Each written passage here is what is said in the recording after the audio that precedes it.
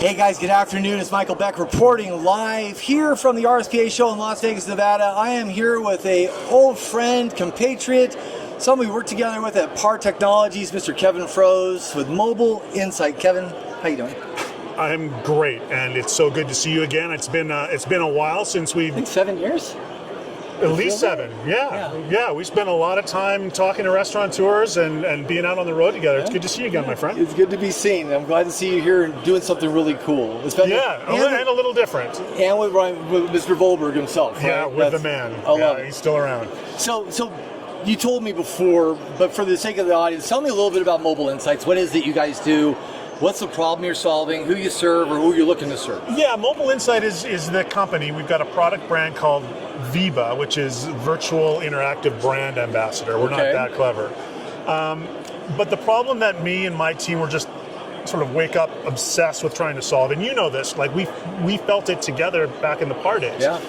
Retailers, restaurateurs, we focus mostly on retail, but they struggle with delivering customer service. So either A, they can't find people, B, the people they find they can't keep, or C, the people they find can keep, they're not trained to deliver an optimal customer service experience. The product catalog is getting so wide, and customers have an expectation of people being so deep and being able to deliver a highly personalized, empathetic, knowledgeable experience. Yeah. And I mean, have you ever felt that? You go in and... I use Home Depot as the classic example, we do right? too. I go to Home Depot, I want to get a wrench. I do happen to find somebody, then they go, yeah, it's over there. Yeah. And then I spend the rest of the day hunting for it, and I kind of walk away disillusioned and feel like I'm unloved. Yeah. Back in the day, Home Depot had the retired plumber in the plumbing aisle who could give you advice. Real information. It's not about buying this product, it's about solving this problem in my house. Yeah, what are you trying to do? Right. Yeah. And that has kind of gone away, generally speaking, from retail. Yeah. And so we see there's an opportunity to resolve that or support that and use AI in a conversational way alongside humans, not as a replacement of humans. Augmentation, but to deliver an optimized customer experience. So we basically support human labor with digital labor. And the use cases are, brand ambassador, product expert. We have use cases actually that not just deal with the customer, but can serve the employee as well. Like, what are the policies, procedures? What do you do in this particular customer service situation? How do you follow the manual? Because you don't see a lot of people walking around with the manual to be able to, reference it. So that, at a category level, that's what we do. We're focused on the retail space. It's a really active space right now for retail. We were just talking about there's so many retail AI companies out there. What's you doing different than everybody else? Right.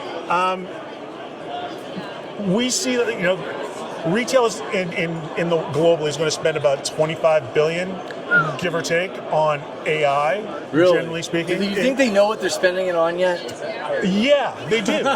The interesting thing about that is that the CAGR, the compound annual growth rate on that, is about 27%. So it's growing. Yeah. Now, of that, let's call it 25 billion, about half of that, 12 billion, is going on to what's categorically referred to as AI chatbots. Okay. Now that CAGR is actually bigger. It's like 34%. So to answer your question directly, retail is putting a lot of time and energy into this chatbot experience. A couple of places it can play.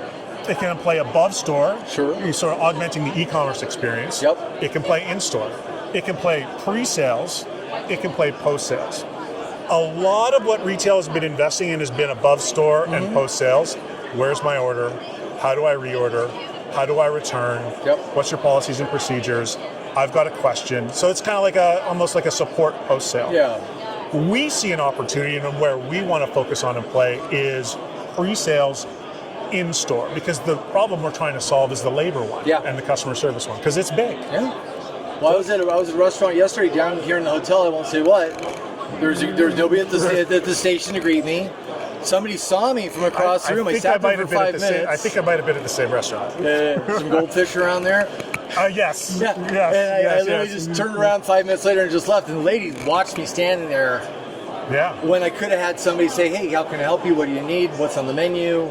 Things like that. Yeah. I mean, I use this experience. I went into a general merchandise retailer where I live in Canada. Shout out to Canada. And so they sell everything. Yeah. And they had this wall of coffee makers. Okay. And I started talking to the sales associate, and I'm like, hey, I'm looking for a coffee maker.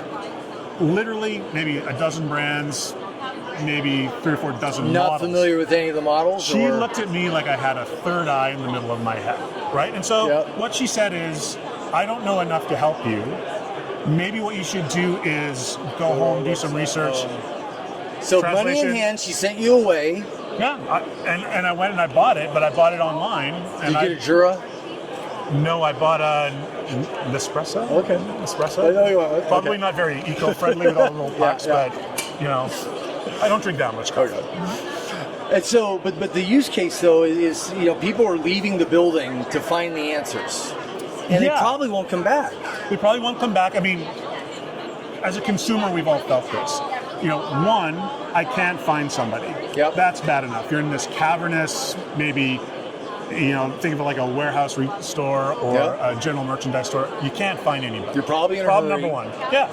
Problem number two, I find somebody, and this is the one I just described, and they want to, but they can't. Right. Right? And so what that does for me as a consumer is, maybe I buy the wrong product, maybe I spend less, maybe I go somewhere else. I might not buy other things that might co-sell with it. Right. So that's where that $880 billion problem comes from.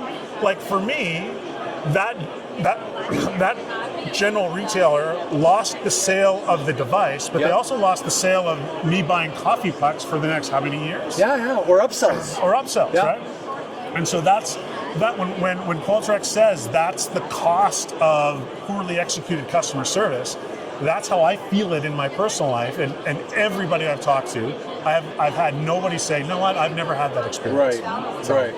So where's your landing place? Where are you looking to plant your flag first in the industry, or clearly retail? Yeah. But where do you think you're finding the most traction, or looking at the most traction? Well, we've had a lot of success with this product through partners, and so we have 3 macro categories of partners. Okay.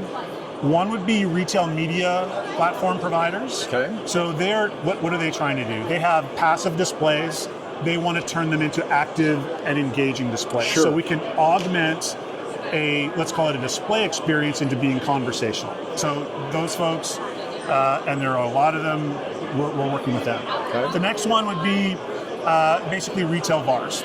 You know, so they're out selling point of sale, they're selling kiosk hardware, and you know, candidly, they need to try to build a moat around themselves because the direct providers like the Toasts and the Salesforce.coms of the world, they're coming. Right. So you need to be able to build a total solution for your customer, and you need to have an AI story. If you're not able to talk about AI, not in the Chat GPT isn't this neat experience, but how can I apply AI in my business to actually drive results?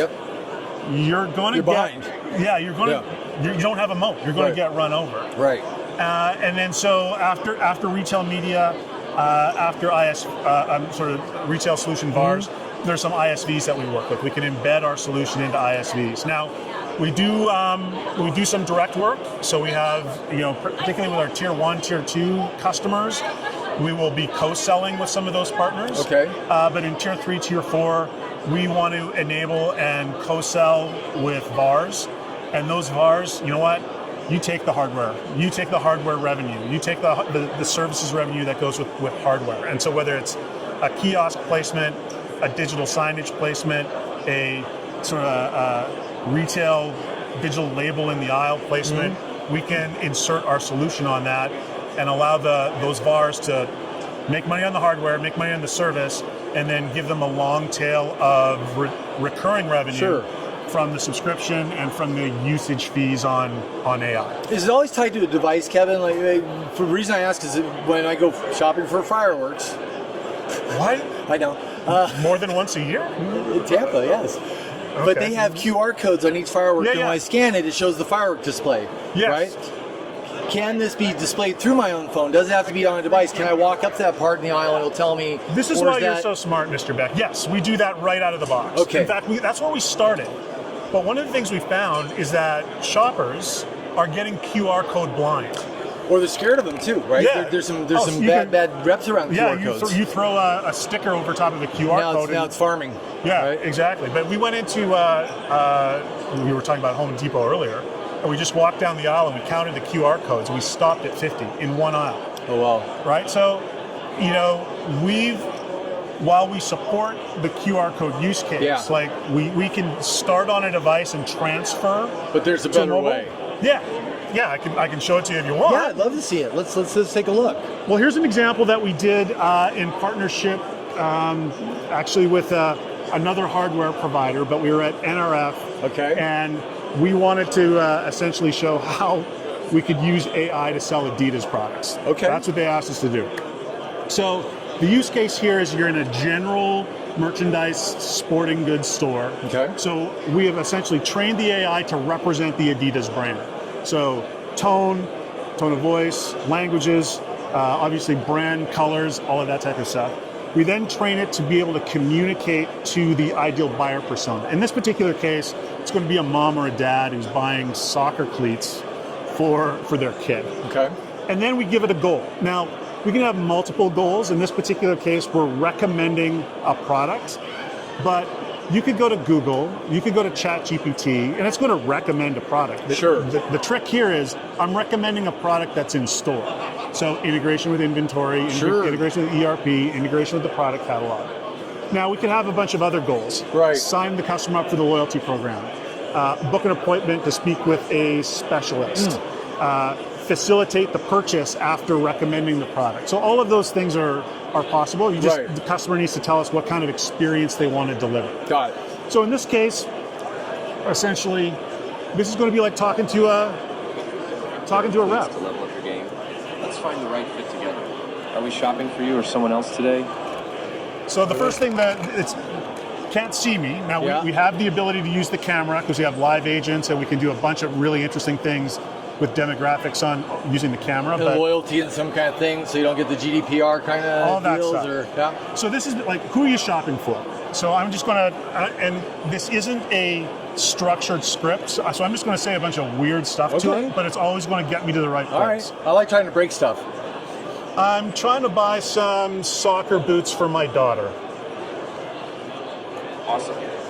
So we're looking for some soccer boots for your daughter. To make sure we find the perfect pair, what kind of ground does she usually play in? So it's getting some context, right? Now I'm going to say something a little weird. Okay. You ready? Here's the thing. She practices on gravel at her school, but the games will probably be on grass. I thought you were going to say she has 1 foot. Yeah, there you go. That would be practice in grass for games. Since she'll be playing on both, we'll want something versatile. So versatile. Yep. Well, my daughter has a habit of starting things and then quitting. So I don't want to spend a lot of money. Can we just get something budget friendly? Ooh. So now what it's doing is it goes and it recommends the product. So a couple different choices. Yep. Now I can view more details on that. And we can apply whatever video you want to this. Yeah. I can add this to my shopping list. Right? So if I go out here, there it is in my shopping cart. I can keep adding. Now, like, we've known each other for a while. So who's the boss in your household, you or your wife? My wife. Same in mine. So I couldn't even make a $35 purchase probably without consulting. Where's my phone? Did I just have it? Oh, it's way over here. Hold on, I'm coming back. All right. So I'll be right back. So to answer your question about the QR code, I can just do this, and I can generate a digital QR code. Send it to your wife and say, hey, is this okay? Well, what it does is it transfers the entire experience from the kiosk or the digital sign or the iPad. Oh, okay. So that's just a handoff then. There it is. Yeah, so not just a link. This is it. No, the entire history of the conversation, everything that we've talked about. Wow. I can now invite my wife or whoever to participate in converse. Or your daughter, hey, how do you like these? You like these? Do you have any questions to ask about it? How much does it weigh? Do you have it in pink? You know, all of those type of things. That is so cool. So we can transfer the in-store experience to the hand, to the home. That's a game. I hate saying game changer because game changer has been used so much, but it kind of is a game changer.